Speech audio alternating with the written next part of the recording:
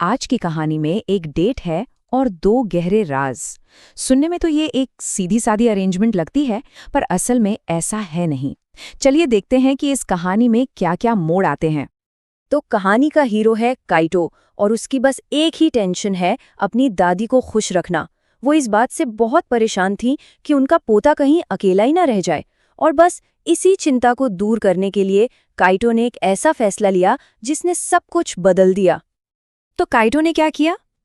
उसने इस personal problem का एक बहुत ही कह सकते हैं प्रोफेशनल सॉल्यूशन निकाला।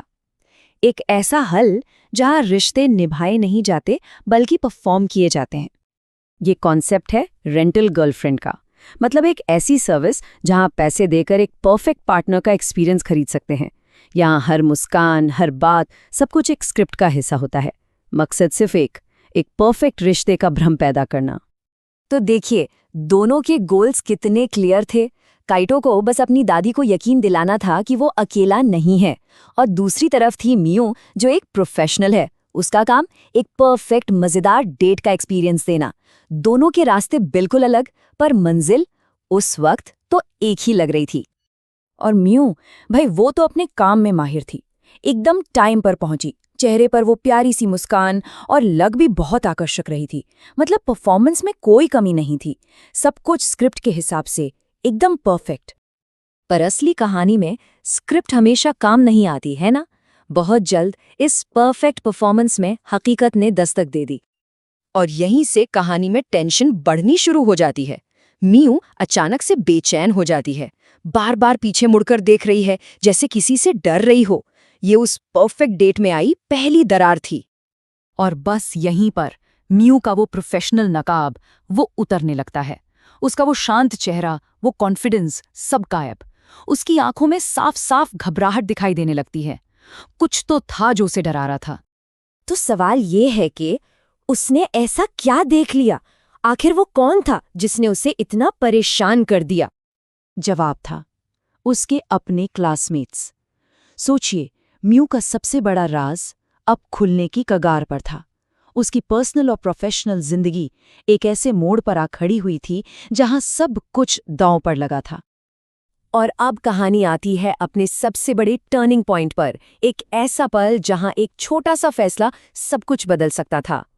अब सारी जिम्मेदारी काइटो के ऊपर थी, और इस मुश्किल सिचुएशन में काइटो ने एक सेकंड भी नहीं लगाया। वो आगे आया और सिचुएशन को संभाल लिया। उसने एक झूठ बोला, पर यह कोई मामूली झूठ नहीं था। उसने मियू के राज को बचाने के लिए कहा कि ये एक असली डेट है। अब जरा सोचिए, काइटो के इस कदम से मियू कितनी हैरान हुई होगी। आखिर कोई क्लाइंट ऐसा क्यों करेगा? लेकिन उस हैरानी के साथ साथ उसकी आंखों में एक नरमी भी आई। वो समझ गई कि काइटो सिर्फ एक क्लाइंट नहीं है, और उसने भी इस झूठ में उसका साथ दिया। बस उस एक पल ने सब कुछ बदल दिया। जो रिश्ता सिर्फ एक बिजनेस डील की तरह शुरू हुआ था, वो अब एक सच्चे कनेक्शन की तरफ बढ़ रहा था। तो फिर आगे क्या हुआ? सबसे पहले क्लासमेट्स को यकीन हो गया और वो चले गए। उनके जाते ही दोनों के बीच का वो प्रोफेशनल दिखावा भी खत्म हो गया। अब वो क्लाइंट और सर्विस प्रोवाइडर नहीं थे, वो बस दो इंसान थे जिनके बीच अब एक ईमानदार बातचीत की गुंजाइश बन गई थी। और मियू ने जो कहा वो बहुत कुछ बयां करता है। उसने माना कि काइटो ने जो किया वो उसकी उम्मीद से कहीं ज्यादा था। ये किसी क्लाइंट का काम नहीं था, ये एक दोस्त की मेहरबानी थी, और यहीं से उनके रिश्ते की असली शुरुआत हुई। पर रुकिए, कहानी यहाँ खत्म नहीं होती। काइटो का जवाब इसे और भी दिलचस्प बना देता है। जब वो कहता है कि असली डेट वाली बात पूरी तरह झूठ नहीं थी, तो असल में वो अपने दिल की बात कह रहा था। लगता है काइटो का भी अपना एक राज था। तो अब बारी थी मियू की। उसने भी कुछ ऐसा कहने का फैसला किया जो उसने आज तक किसी क्लाइंट से नहीं कहा था। इस एक पल में दोनों के बीच की सारी दीवारें जैसे टूट चुकी थीं। और ये रहा कहानी का क्लाइमैक्स।